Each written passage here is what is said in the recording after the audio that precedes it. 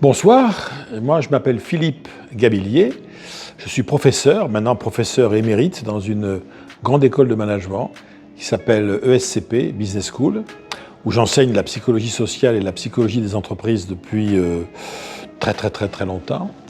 Et à côté de ça, je suis aussi auteur, écrivain et conférencier, puisque j'interviens dans beaucoup d'entreprises sur mes thèmes de prédilection, qui sont l'optimisme, l'audace, l'inattendu et quelque part le bien-être.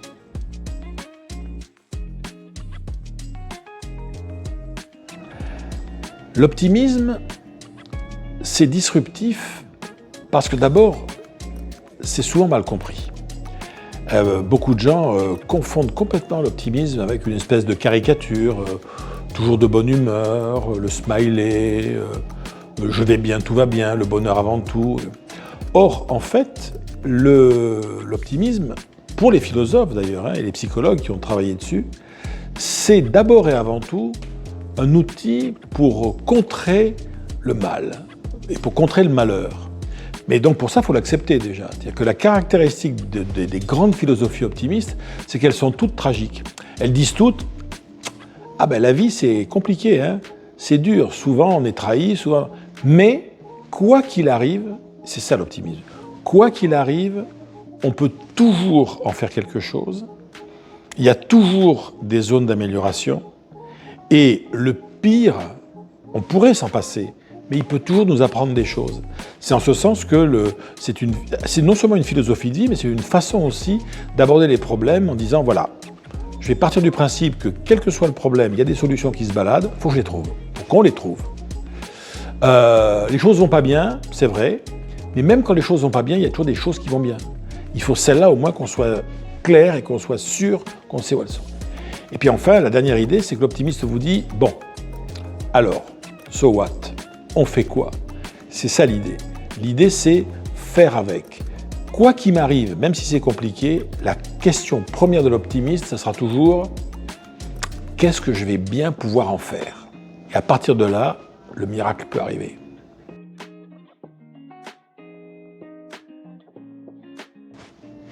Est-ce que moi je suis disruptif? Je serais tenté de dire qu'il aurait fallu demander à tous les gens qui ont croisé mon chemin depuis pas mal d'années. Moi, je suis d'un milieu social assez conservateur, de province, Bordeaux, protestant. On ne fait pas n'importe quoi. En plus, je dirais, bon, moi, j'étais un élève moyen, quoi. Bon. Je me suis mis en tête, alors que j'étais nul en maths, de vouloir, quand j'ai fait Sciences Po, faire la section économique et financière. Personne n'y croyait, mes parents en premier. Après, alors que j'avais toujours été dans un cocon familial, bon, je me suis mis à dire, tiens, je vais créer ma propre boîte. À Bordeaux, j'avais pas d'argent, j'avais rien. Tout le monde me disait, ça va pas la tête. Je suis parti pour travailler dans le conseil. Je me suis retrouvé dans des environnements où je connaissais rien ni personne. Le monde de la vente, etc. Et quand je suis arrivé, j'avais pas 30 ans, à l'ESCP, qui est après devenu mon école, j'avais pas de diplôme, j'avais pas le doctorat, j'avais rien. En fait, j'ai toujours fait comme si, et derrière, pas pour tout, mais pour beaucoup de choses, je me rends compte que je suis sorti du cadre, très clairement je suis sorti du cadre, j'ai créé les conditions pour atteindre les objectifs alors que personne n'y croyait et que moi-même parfois j'avais un doute et j'y suis allé. On sortait de la crise de 2008, je participe à la création de la Ligue des optimistes de France. Il fallait le faire quand même, hein. Et tout s'est toujours passé comme ça. Quand j'étais enfant, un petit garçon un peu timide et réservé, je suis devenu, je crois, un bon conférencier, je fais des grandes scènes, etc.